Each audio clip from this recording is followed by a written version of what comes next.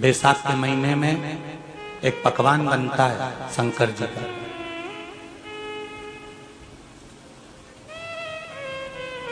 शिव जी के हाथ में त्रिशूल है, शिव जी के 3 नेत्र हैं, बेलपत्री में भी 3, बोलते जाओ, पत्ती है। बैसाख के महीने में जो शंकर भगवान को प्रसाद का भोग लगता है उसमें भी 3 ही चीज मिलती है। सत्तू कोई दूसरे महीने में बनता है? जम के तो बोलो नहीं। कब बनता है? यही बैसाख के महीने में। चने की दाल, गेहूं और जौ, इन तीनों को गलाकर सेक कर जो सत्तू तैयार होता है, इसी बैसाख के महीने में परशुराम जयंती के दिन या अमावस्या के दिन या पूर्णिमा के दिन शंकर भगवान को समर्पित होता है और भगवान विष्णु को समर्पित होता है। दुनिया के लोग कहते क्या होता है सत्तू से? सास अपनी बहू से कहती है बेटा सत्तू बना ले, थोड़ा सा सत्तू बाजार से ले आना, 10 रुपए का खरीद कर ले आना। आज सत्तू, आज अपन पूजन करेंगे सत्तू की, अक्षय तृतीया है, थोड़ा सा पूज देंगे, थोड़ा सा भगवान को भोग लगा देंगे, सत्तू का लड्डू बना लेंगे। बोलो री जी सही है कि गलत है? बाजार में भी सत्तू मिलता है तो बच्चे कहते हैं, बहुएं कहती हैं कौन खाएगा, काय को ला रहे हो, सत्तू का क्या काम है? पर शिव महापुराण की कथा कहती है, स्कंद पुराण की कथा कहती है, जिस समय पर बैसाख के महीने की सुंदर अमावस्या का दिन था, उस दिन माता पार्वती शंकर भगवान के लिए जब पकवान बनाने के लिए बैठी, कुछ नहीं मिला, तब माता पार्वती ने 3 अनाज को लिया, एक चना, दूसरा गेहूं और तीसरा जो, इन तीनों को भींग रहे थे उसको लेकर आए गंगा जी में से, उसको सेक कर माता ने अंगीठी पर और उसका जो सत्तू बनाकर शिव को दिया। शंकर भगवान ने कह दिया, सुन पार्वती, ये सत्तू नहीं, ये मेरी औषधि है। बैसाख के महीने में जो खाएगा वो जिंदगी भर रोएगा नहीं, शरीर से स्वस्थ होगा। अब उसको लोगों ने हंसी खेल में ले लिया, सत्तू का क्या काम, मम्मी हम नहीं खाएंगे, बड़ा पूरा। शिव जी का एक एक चीज। बैसाख के महीने में पियो बेल, बेल मतलब समझ गए, बेल का रस। बैसाख के महीने में पियो बेल और शरीर को रखो ऑलिव बेल, शरीर बेकार नहीं होगा,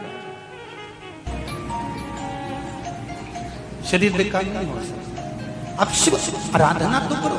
हाँ, जिंदगी की मोड़ पर शंकर परीक्षा बहुत लेते हैं, बहुत परीक्षा।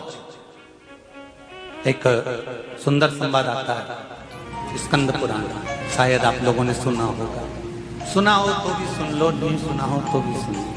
कांकी नगर में राजा श्रियाजी रहते थे, उनकी धर्मपत्नी का नाम था चांगुणा। क्या नाम है उनका?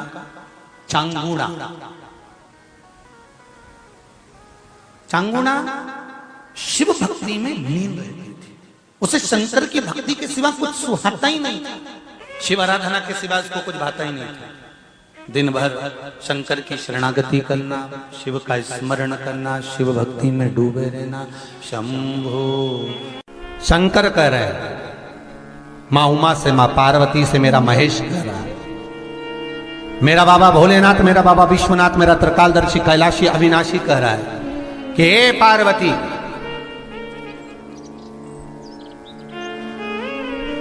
एक बीला, एक बेल जो मुझे समर्पित करता है, और समर्पित करने के बाद उस बेल की महत्वता देखिए, जो बैसाख महीने में बाबा शंकर को जो चढ़ाया जाता है और 1000 अश्वमेध यज्ञ का पुण्य फल हम प्राप्त कर लेते, मात्र एक फल चढ़ाकर, मात्र एक फल चढ़ाकर।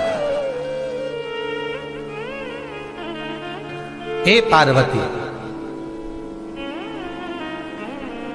संसार का मनुष्य जब मुझे वो बेलपत्र समर्पित कर, वो बेल का फल समर्पित करता है, पार्वती वो फल जो मुझे चढ़ता है, फिर मैं भले नर्मदा के जल से निकला हुआ कंकर शंकर क्यों ना हूं, फिर चाहे मैं गंगा के जल से निकला हुआ कंकर शंकर क्यों ना हूं, चाहे फिर मैं यमुना के जल से निकला हुआ कंकर शंकर क्यों ना हूं, चाहे मैं सरयू के जल से निकला हुआ कंकर शंकर क्यों ना हूं, चाहे मंदाकिनी के जल से निकला हुआ कंकर शंकर क्यों ना हूं।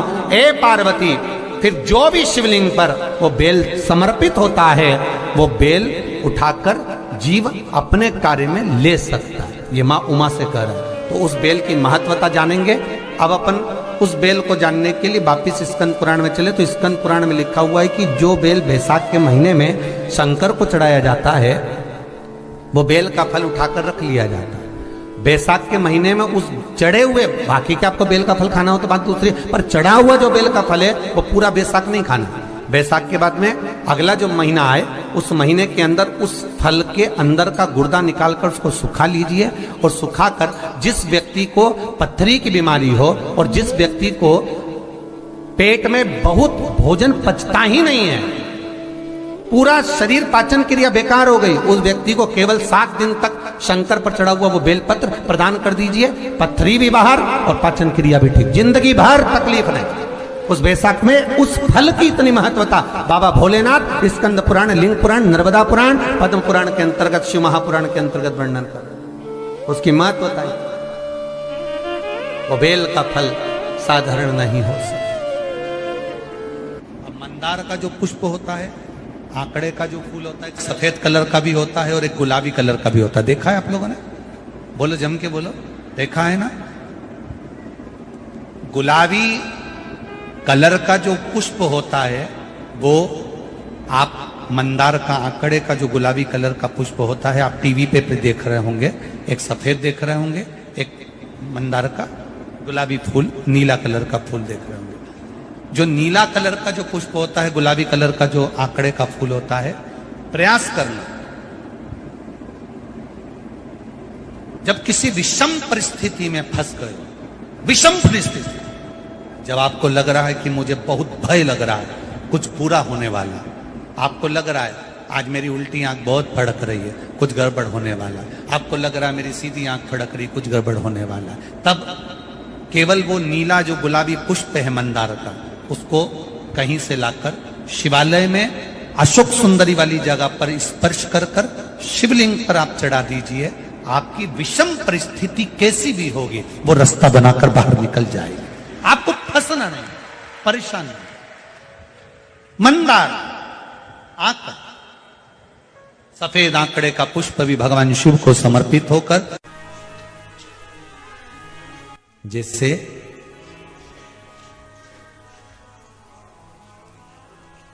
बेले के फल का गुर्दा, बेल का जो फल होता है, बेलपत्री का फल, उसका जैसे गुर्दा, उसके अंदर का जो भाग होता है बेल का, वो गुर्दा, उसको अग्नि में जलाकर उसकी भस्म तैयार कर कर छान कर जब जब आपके यहां विद्वान ब्राह्मण शिव जी का अभिषेक कराते हैं, पूजन कराते हैं, तो उसमें लिखते हैं पूजन के साहित्य में, बेलपत्री, धतूरा, दुर्वा, ये उसमें नीचे लिखेंगे भस्म। लिखते कि नहीं लिखते? लिखते हैं ना, भस्म अभिषेक में चाहिए रहती है। तब उस भस्म का थोड़ा सा भी भाग आप अगर शिव को समर्पित कर रहे हो, तो ये जान लें कि शंकर मनवांछित फल प्रदान कर रहे हैं, शिव फल प्रदान कर रहे हैं।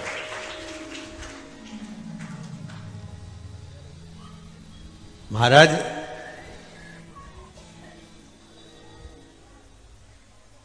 बेलपत्री के वृक्ष के नीचे बैठकर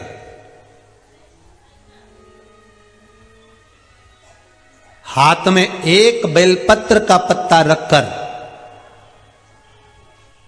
आप पंचाक्षर मंत्र नमः शिवाय, ओम नमः शिवाय या श्री शिवाय नमस्तुभ्यम या महामृत्युंजय मंत्र का स्मरण कर रहे हो, पर डंडी का भाग अपनी ओर, बेलपत्र की बीच वाली पत्ती का भाग बीच वाली उंगली की ओर रखकर अगर आप स्मरण कर रहे हैं और अपनी कामना कर कर बेलपत्री के वृक्ष के नीचे बैठकर उस पत्ते को सम्मुख रखकर बाबा से विनय कर कर एकांत में उस बेलपत्री के वृक्ष की छांव में, बेलपत्री के वृक्ष की छांव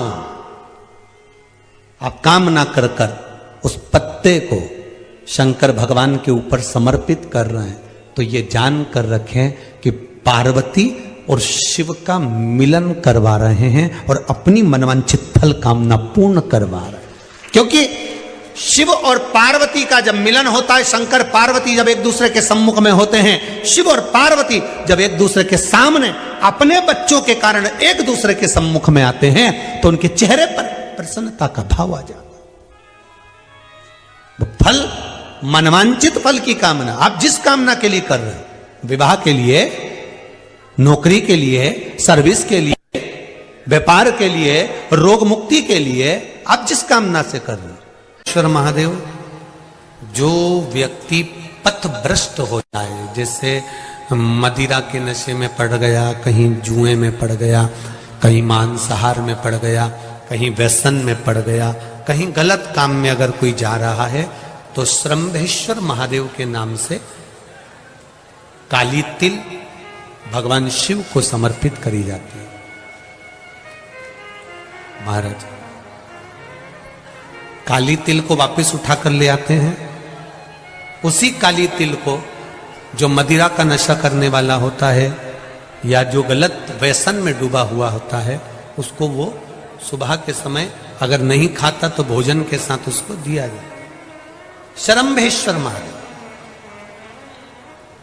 एक बेलपत्री का भी बहुत अच्छा प्रयोग है श्रंभेश्वर महादेव का, मदिरा पीने वालों के लिए, मांसाहार, व्यसन में, जुए में, वेश्यावृत्ति में, पर नारी में, गलत जगह पर जो डूबे रहते हैं उनके लिए। पहले की कथा में उसका वर्णन किया है बेलपत्री का। श्रंभेश्वर महादेव, एक बार सब बोलेंगे, कौन से महादेव? श्रंभेश्वर महादेव। फिर जम के बोल लो एक बार, श्रंभेश्वर महादेव। जब हमारे घर में क्रोध बढ़ता है या कोई गलत कार्य में जाने लगता है, तो श्रंभेश्वर महादेव का हमें शरणागति लेना चाहिए, श्रंभेश्वर महादेव का पूजन करना चालू कर देना चाहिए। कई लोग कहते हैं महाराज जी श्रंभेश्वर महादेव का मंदिर कहाँ मिलेगा, हम कहाँ पूजन करने जाए? कहीं नहीं जाना, तुम्हारे घर के पास में जो शंकर जी का मंदिर है वहीं जाओ, उसी देवालय में, उसी मंदिर में जाओ,